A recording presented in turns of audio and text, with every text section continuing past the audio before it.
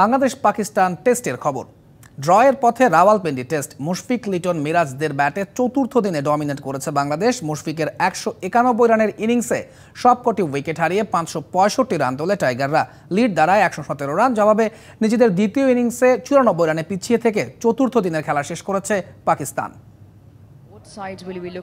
রাওয়ালপিন্ডিতে পাকিস্তানের বিপক্ষে শক্ত অবস্থানে থেকেই চতুর্থ দিনের খেলা শুরু করে বাংলাদেশ। অবশ্য আগের দিনের ৩১৬ রানের সাথে আর ১৬ রান যোগ হতেই প্যাভিলিয়নে ফেরেন লিটন দাস। আগের দিনের মার্কুটে স্টাইলে ব্যাট করা লিটন এদিন যোগ করতে পেরেছেন মোটে ১ রান।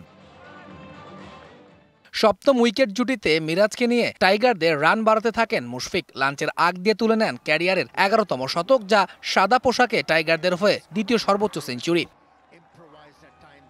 বিরতির পর রানের গতি বাড়ায় মুশফিক মিরাজ জুটি। স্বাগতিক বোলারদের রীতিমতো শাসন করেই রান তুলতে থাকেন তারা। তাদের শতর্ধ রানের জুটিতে ম্যাচে লিড পায় বাংলাদেশ। টি ব্রেকের আগেই মুশফিকে স্পর্শ করেন ১৫০ রানের মাইল ফলক, আর মিরাজ তুলে নেন অর্ধশতক।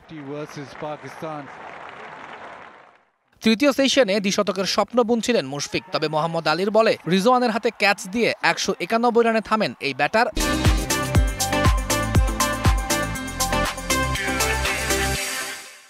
ফিরতে হয় ৯ রানের আক্ষেপ নিয়ে, আর তাতে ভাঙে মিরাজ মুশফিকের ১৯৬ রানের জুটি।